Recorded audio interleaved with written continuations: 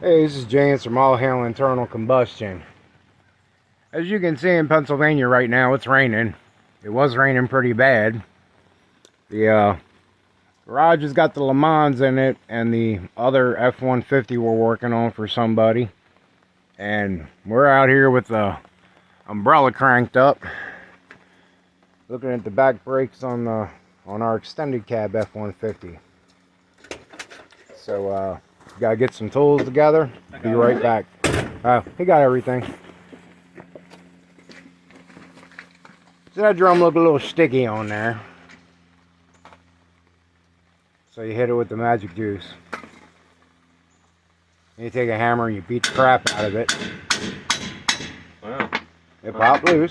Oh, look at that.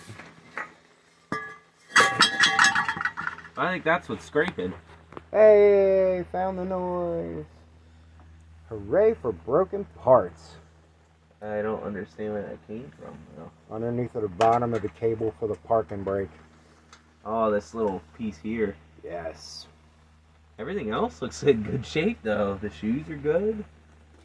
The hardware is good. Nothing's rusty. Yeah, so you got plenty of pads left. They do need to be adjusted, though, because when you go to hit the brakes, you could just feel that it's a little front heavy for the braking. It does good for burnouts, though. He just needs to knock it off. And our drums, there's a little bit of discoloration in them, but like nothing that I'm gonna worry about. Run them still. Hell yeah. Yeah, So, it looks like we just need a hardware kit, really. Yeah, so we'll get a hardware kit for this.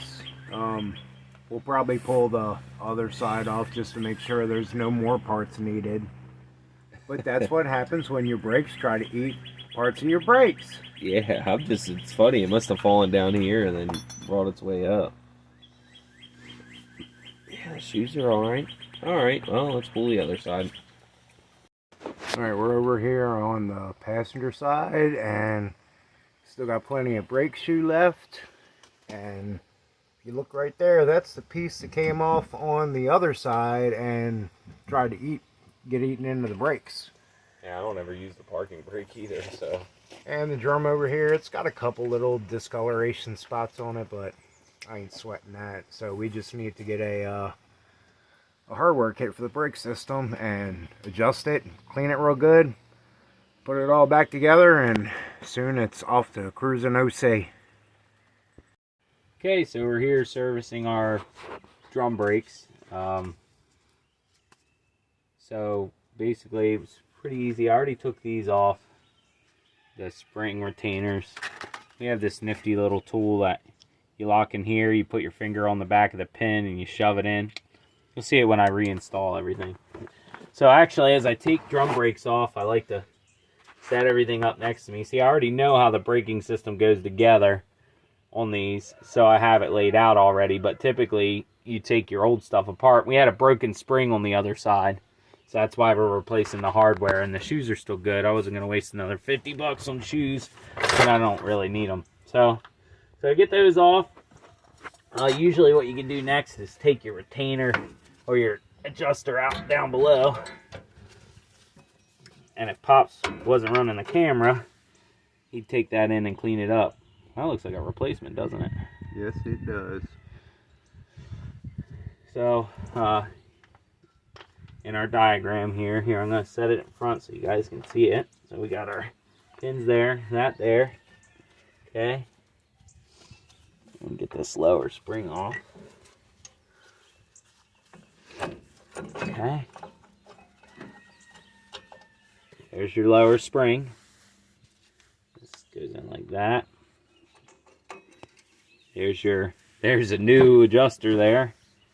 Well, keeps your adjuster from going backwards. Oh, got brand new stable. Now I wish I would have bought a new cable kit for the other side, but it is what it is. It's okay. So now, usually the tricky part. Oh, He's dropping that. yeah. So there's that goes in like that. That's your spreader bar for your parking brake. This locks into the shoe there, so put that's important. There's our spreader bar. And that, I don't fight these springs off, man. I take the shoe out and I get it to skirp over all by itself. It's really just easier that way, because sometimes when they're rusty and held together, they don't want to come out of there. So there's spring number 1 that goes up there. Shoe on that side. Okay. This one's usually a little more difficult. That's what this little tool's for. Locks on the pin, and you can just twist it like that. Oh.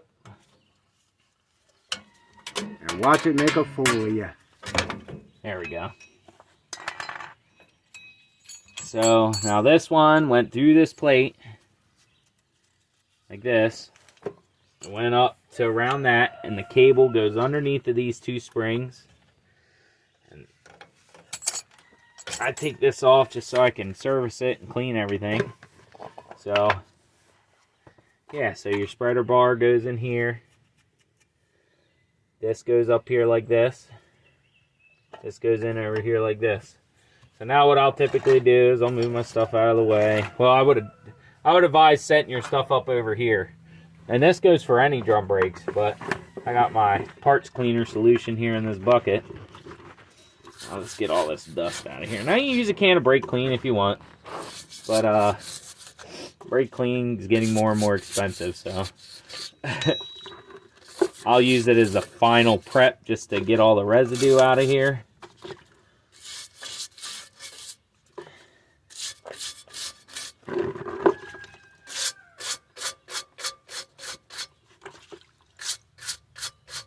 I know that some people might think, well, it doesn't really matter in there, why really clean it up. I like my brake area to be very cleaned up so that next time I work on it, it might not be so gross. You know, and get brake dust all over yourself. Well, and plus if it's clean, if you ever got to take it apart again and you see, like, you know, wet spots, you know your wheel cylinder's probably leaking. If you see an excessive amount of dust in there, something's probably not wearing right. Yeah, spring could be wore out or too tight even. And that was something I forgot to mention.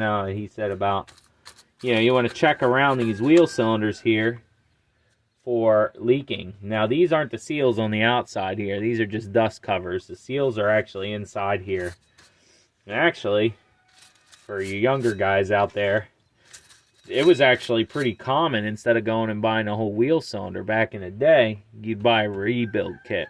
I've actually bought rebuild kits for wheel cylinders because it was easier to find the rebuild kit for the old car than it was to find a whole new wheel cylinder. I want to say a Super 88 I was working on, I had to redo all the drum cylinders, brake cylinders in there. And I had 4 rebuild kits, and our local auto parts store actually stocked the parts. They'd probably been in stock since the 80s, or the 70s maybe. Boxes were pretty old. So yeah, and actually my dad has a tool that's a brake cylinder hone.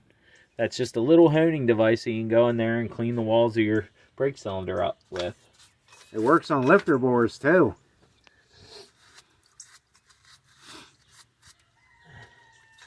So another thing you want to check on, like your old pickup trucks or anything with a live axle basically, is this seal that's behind here.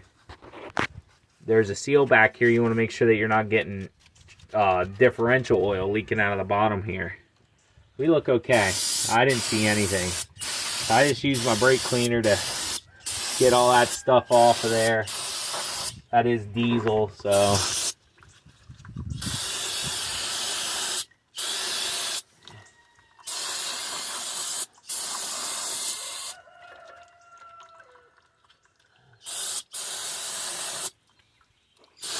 all right.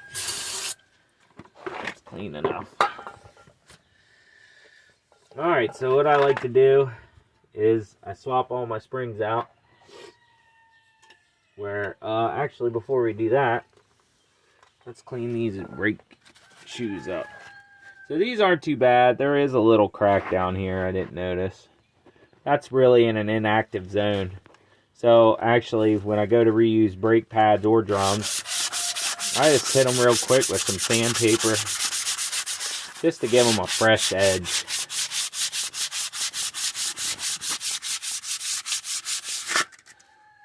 Yeah, and I just touched it with my oily hands. That's what brake clean's for. Alright, we'll let that one dry for a second.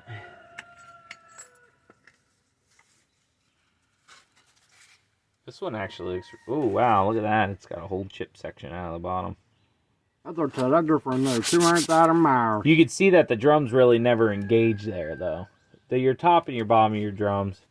Maybe I should have gotten new shoes, but... Oh, well. This is something that it's like, you know, you keep this in the back of your head, and, you know, the next time you have to do some work on the car, just grab another set of brake shoes for it. This ain't something to like, oh my God, everybody's gonna die. This is not one of those things.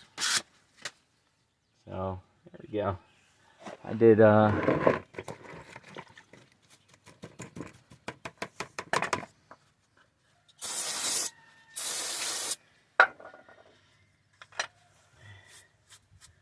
I just want to get the rusty crusties off of there. And the spider webs. I wonder how the spiders like that when the fan comes on. They're in there just chilling and it's just like... The spiders like weird smells. They love living in propane tubes on barbecue grills too. Yeah, they sure do. It's like we love that sweet, sweet propane. Hank Hill spiders there. Dang it, Bobby.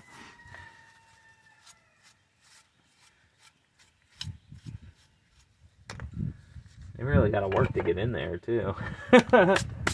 Alright, so just knock all the dust off everything. Just kind of, look at that, genuine Ford part. Alright, so like I said, what I like to do next is just kind of swap my parts out. So I know where everything's going to go. Red one goes over here. Spreader bar spring. I just go ahead and put that on the spreader bar. Okay, caps, pins, get them out of here. Those will be the first things I actually put in. Blue spring down below. The adjuster. We'll have to... Shit. I just got to get some anti-seize for this, actually. I mean, it's not even dirty. I wonder why they didn't service the other side. Well, some people just replace what's broken. it's kind of crazy though, because you know the old adjuster was probably savable. You could have put it in a vise and cracked it real quick. It probably came and worked just fine. But yeah, I gotta take that into the shop and clean it. Anti-seize it and grease it. But we have our new cap. I'll just keep the one that's in. Screw it. Let's replace it. It's just a rubber cap. Well, this one really doesn't want to come out. There we go. Oh, that's your adjuster access plug. So I said I'd replace it. It's a little easier when they're fresh and rubbery. The only other thing that they gave a replacement for is the horseshoe and everything for this.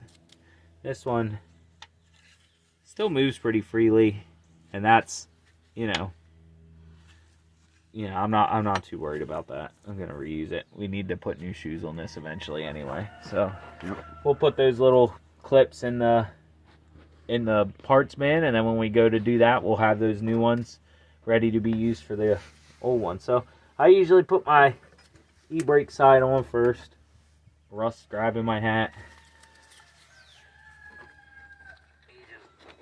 Ooh, God, this side is really tight. Alright. Well, let's put this roughly in place. Kind of holds it kind of in place. Put your pin in from the back. On your e-brake side, there's an oval hole here that it goes through. Put your spring over top. Okay. Retainer plate. Brake tool. Now I like when you get it locked in there, I turn it so I can see. Okay. And you get the pin about the same direction.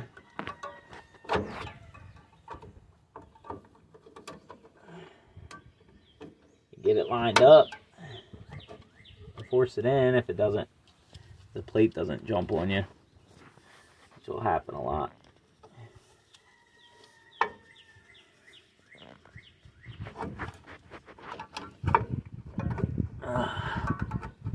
Get in there and twist. Make sure that you're locked a whole 90 degrees off. So the hole's this way, the pin's this way. So that guy's pretty much in there. Make sure this wheel cylinder notches actually are lined up with there. Push that into place. It's good to go. I like to just, once you get that in, put your spreader bar in.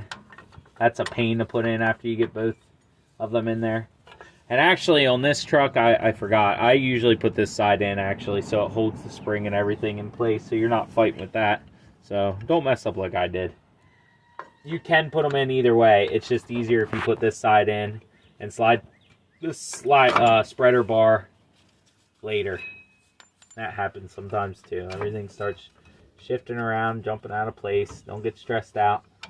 Just slide everything together here. Get this retainer in. That really helps with reassembling the rest of the brake. Just as I say that. Don't get frustrated. We're not going to make you watch all this silliness here. We'll be back. Okay, so we got the retainer pin in there. It's a struggle for me every time. I curse doing drum brakes. I actually really hate it, especially compared to disc brakes. So once you get your spreader bar in there, get your pieces in, your cable plate goes on this side, your cable goes underneath of the spring on the top post there. So then I have this hooked tool that hooks onto the pin here, and you put the, and this can be quite difficult sometimes too. Just in that situation, gotta strong arm it back on there. But on stuff like this, makes it a lot easier. So, and it looks like I could have got the spreader bar in here with both sides pinned in. Sometimes you can't do that. So,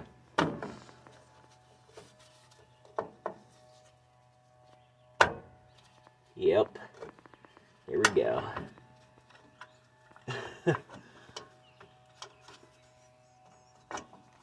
Cylinder pin is being a pain. It just does not want to slide into place. And my fat fingers don't help anything. There we go. Alright. I don't know, we got to put our red one in, and it hooks in like this, and you spin it around. Now this seems like it ain't going a very far distance, but boy is this spring tight.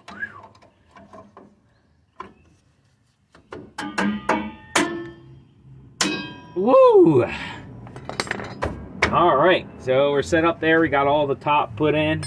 I'm going to, this piece hooks right in down here. And that'll sit on top of your adjuster. Let me go in. I'm going to grab, finish cleaning this off, and I'll grab some anti-seize and some grease, and we'll put the adjuster and the lower spring in, and then show you how we adjust our brakes out. So I put grease in the pin end like this, and I do anti-seize on the threads. I know some people just grease the threads too, but I think anti-seize holds up a lot longer. I've pulled drum brakes apart that I did a long time ago that had anti-seize in them, and there was nothing wrong with them, so they weren't even seized or anything. So I had anti-seize in them. So, just to make it easier, I usually set my adjuster out for now. Let's get the cable hooked on here. Make sure that's routed where it needs to go. And hooked on there like that. Oops.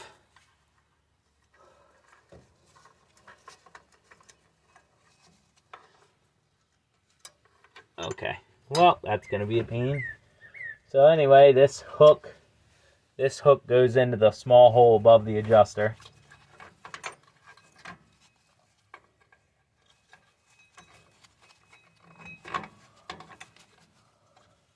And it might seem like it sits really goofy in there, but that's just typical Ford fashion.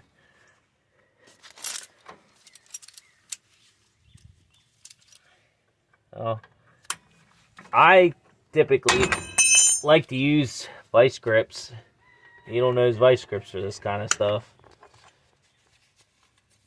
because it's easy to grip onto the springs and put them into place like that. Let's see, we gotta pull up on this one like that and get this in there. That. Just like that. Okay. So the cable goes from behind here around this plate and it goes down to the top of the adjuster, and that keeps the adjuster arm locked into place. Now I know this adjuster is already really far out for where it needs to be for these for the drum to go on. I'm almost certain it's too tight. So just hold your adjuster out, bring the brakes back into one another. I think I'm still going out. Bring that in. See how the shoe's moving in now? You can give a little karate chop like that. Bow, bow. Put our drum on. That's too tight. The drum won't even go on. Pull that back out. Collapse the drums a little bit more.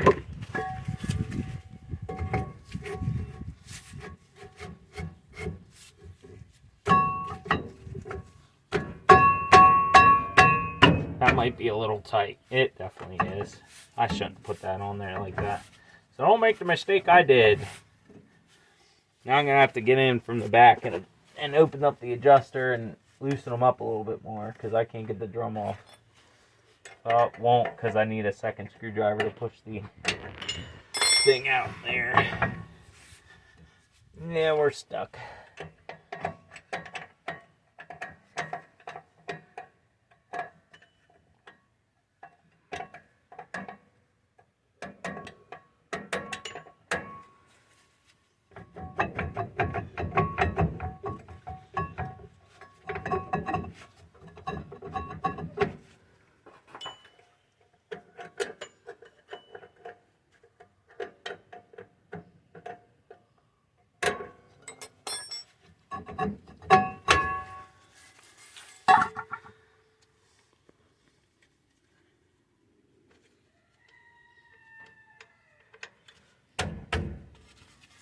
So you can always put them on loose and adjust it out to where it sits nice. So that's a little loose.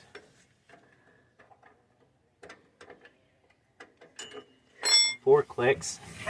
That's getting better. It shouldn't slide off that easy either. 1, 2, 3. I go about 4 or 5 clicks at a time. That's getting a little tighter.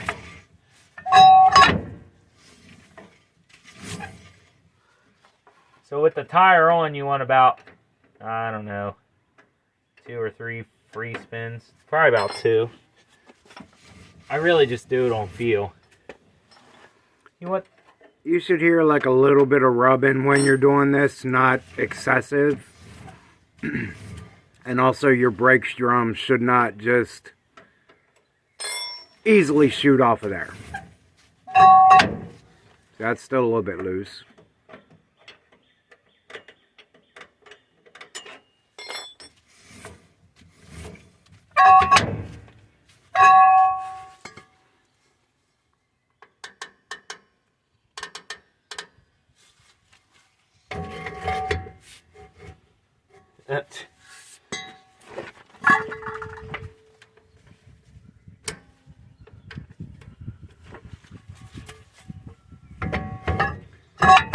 If you're ever having like a social function or something at your house, don't invite drum brakes to hang out for the barbecue, because drum brakes will always try to make you look like an ass no matter what.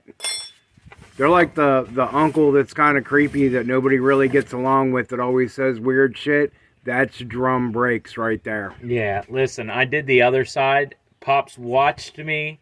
I adjusted it, put the drum on, and it was perfect. And now we're doing it on camera, and now I'm fighting it.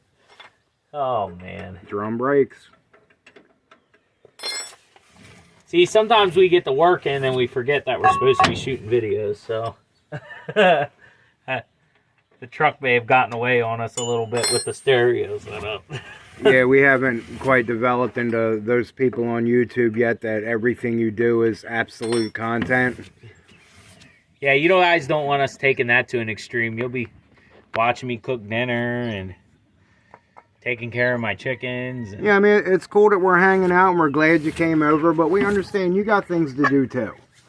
And this really isn't even a video about doing drum brakes. This is just turned into a fiasco where we're just going to sit around and talk and make a bunch of jokes. But you might learn something if you're new to all this. Hey, and you might have an F-150 that you pulled the drum brakes apart and you don't know how the heck they go back together. And now you get to watch our video and go, oh, that's how they go back together. Instead or you might watch our video and go, oh, they did it wrong.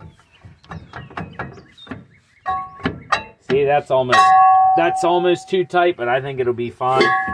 We'll clean this drum up and paint it. Pops will show you the finished product over there. That should be dry. And we'll get this one cleaned up and painted as well. So that's drum brakes. You know, I'll let Pops show you the drum we did over there and get those on and get the tire mounted and show you how it looks with the painted drums. I always prefer to paint my brake drums. I get brand new ones, I paint them.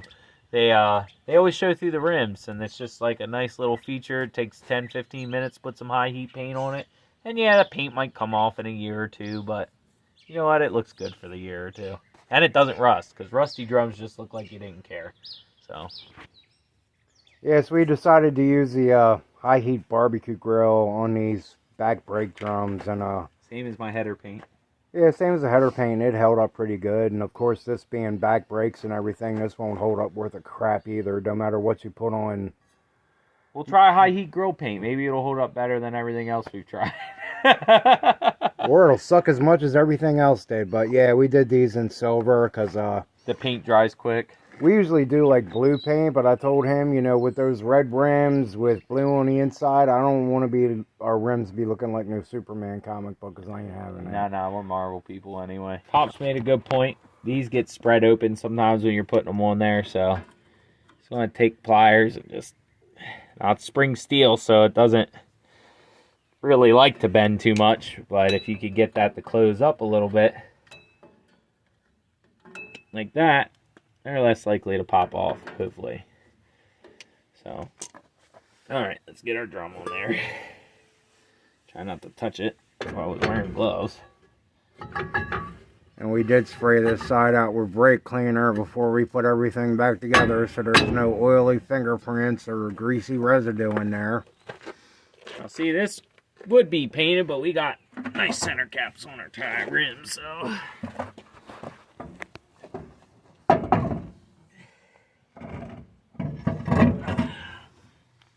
And we're not going to make you watch us put lug nuts back on. You guys didn't come over here for that crazy stuff. Check it out. Looks nice. Matches the trim rings. Wow. Yeah, so that's the drum brake adjustment and spring repair. Oh, did they see the carnage? What we found in the drums on this side? Did they see that? Yeah, I showed that to them already. Oh, okay. Yeah, that's after it sat out in the rain all day yesterday, but that was where the cable ran, and somehow it popped loose and got up on top of the shoe, and it was just riding there, going down the road. Pretty annoying. But James from All Hail Internal Combustion. Like and subscribe. We'll see you next time.